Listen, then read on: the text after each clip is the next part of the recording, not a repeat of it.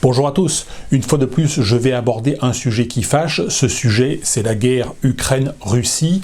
Je vais aborder ce sujet au risque de me faire menacer, de me faire insulter, mais ma ligne politique c'est une liberté d'expression totale, c'est-à-dire que je n'ai jamais censuré ou je n'ai jamais porté plainte, y compris sur les petits haters sur internet qui m'insultent ou qui me menacent. Si censure il y a pu avoir sur ma chaîne, c'est du fait de YouTube, mais ce n'est pas du fait de moi. Moi, je ne censure pas. J'ai toujours également donné tous les points de vue notamment des deux Xavier Moreau, Xavier Titelman. Ça, c'est une ligne qui est la mienne. On donne tous les points de vue et on se projette sur le long terme. Moi, j'ai toujours considéré que cette guerre était une catastrophe et pour l'Ukraine et pour la Russie et pour l'Europe. Je vais y revenir. Je dois dire aussi que j'ai été quelque peu prophétique lorsque j'ai expliqué que que l'intervention déjà russe aurait lieu, que l'intervention militaire aurait lieu. Je l'avais annoncé 2-3 mois avant l'attaque. Je pensais qu'elle aurait lieu de façon plus intelligente, que l'attaque aurait lieu à partir de la Biélorussie, parce que je savais qu'il y avait des troupes, j'avais un contact en Biélorussie, que les troupes russes se réunissaient en Biélorussie. Je pensais que l'attaque aurait lieu sur Lviv et sur la Moldavie pour couper sur la mer Noire et empêcher justement les Européens de fournir des armes à l'Ukraine et des armes, mais également de la logistique civile, c'est-à-dire connexion au réseau électrique européen, fourniture de pétrole, fourniture de nourriture, etc. à la population. Et effectivement, dans ce cas-là, la guerre aurait été, s'il y avait eu ce coup de faucille du nord vers le sud, eh bien la guerre aurait duré 3 semaines. Effectivement, elle serait finie depuis très longtemps. Mais Poutine visiblement a été entouré de généraux quelque peu incompétents. Ils ont attaqué sur divers fronts en même temps, un petit peu sur Kiev, un petit peu sur Kharkov, un petit peu sur Mariupol, sur Odessa, etc. Et donc en dispersant leurs forces, eh bien, ils ne sont pas parvenus à atteindre leurs objectifs militaires, tout simplement. C'est un échec total de ce point de vue-là. Donc voilà, donc j'avais prévu effectivement, malheureusement, cette invasion qui a eu lieu. J'avais prévu également que la guerre serait longue.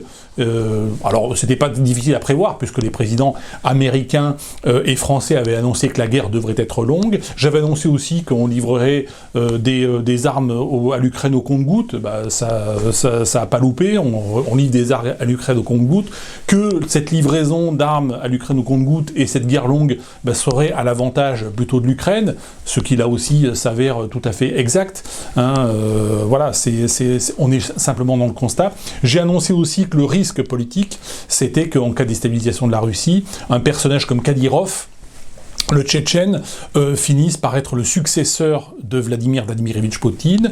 Il a annoncé il y a quelque temps que non, il ne serait pas le successeur, mais le fait de lui poser la question en interview, est-ce que vous êtes le successeur, est-ce que vous voulez succéder à votre patron, ça en dit long sur ce qui est en train peut-être de se mettre en place. Donc là aussi, j'ai annoncé il y a plusieurs mois de cela que Kadyrov pourrait effectivement prendre peut-être un jour le contrôle de la Russie. C'est la prospective politique. Moi, l'avenir, on ne le connaît pas. Mais ce sont des possibilités qui sont non nulles.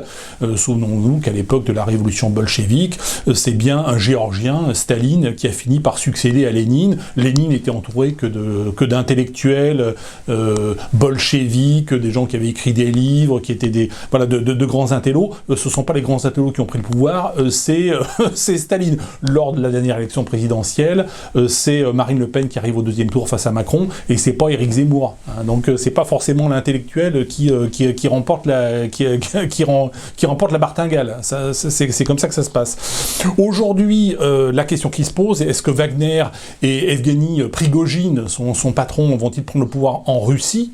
Donc c'est une question qui se pose légitimement, parce que le risque, et je l'avais déjà évoqué, c'est qu'à l'issue de cette guerre, moi je me projette à plusieurs mois, voire à plusieurs années, d'ici 2-3 ans, quand la Russie sera complètement épuisée, aura épuisé tous ses stocks de munitions, aura claqué tous ses chars, etc. Qu'est-ce qui va se passer? Il y aura une déstabilisation de toute façon économique, qui est liée à la guerre, mais qui est liée aussi à la mauvaise politique économique de Poutine, qui est liée aux sanctions, qui est multifactorielle. Mais dans ce contexte multifactoriel, la Russie risque d'être traitée par des milices de type Wagner, un petit peu comme les milices Wagner traitent l'Afrique.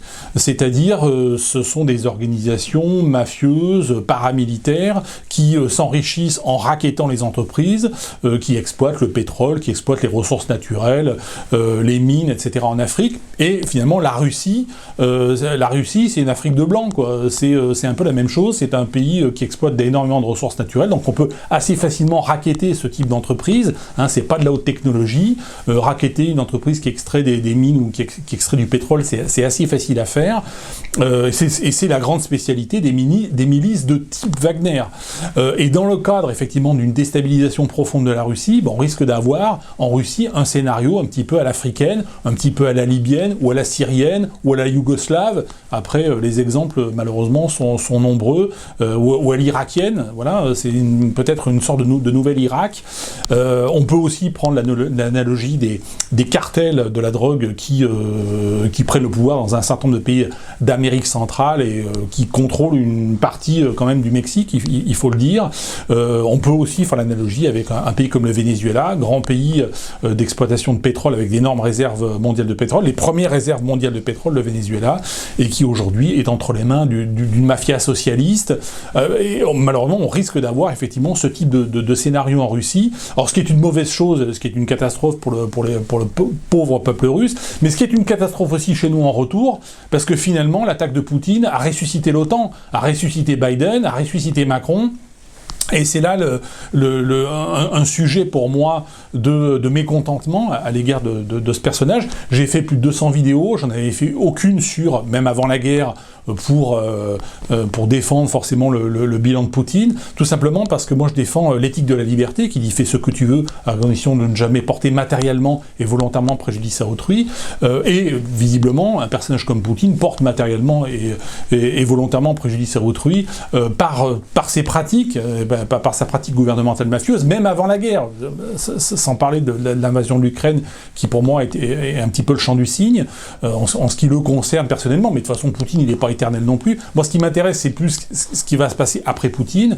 Et malheureusement, je vois, on risque d'avoir une Russie considérablement déstabilisée, avec un scénario, encore une fois, à la yougoslave, ou à l'irakienne, ou à la libyenne, ce qui est forcément une mauvaise chose pour ces peuples, mais ce qui n'est pas non plus une bonne chose pour les peuples occidentaux, mais aussi pour la Chine, par exemple. Hein, la Chine qui regarde avec beaucoup de circonspection ce qui se passe en Russie, parce que si demain, il y a un grand nombre de républiques qui deviennent indépendantes, ça risque de poser des problèmes aussi à la frontière chinoise, à la frontière de la Mongolie, à la frontière du Kazakhstan.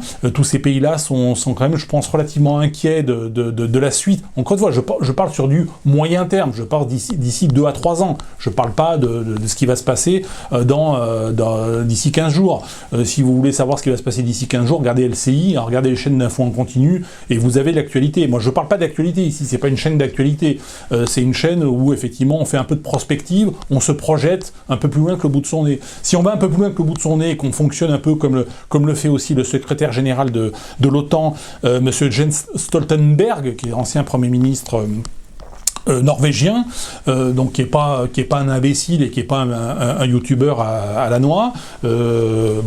C'est quelqu'un qui envisage effectivement un scénario à la yougoslave. Aujourd'hui, c'est très clairement le cas.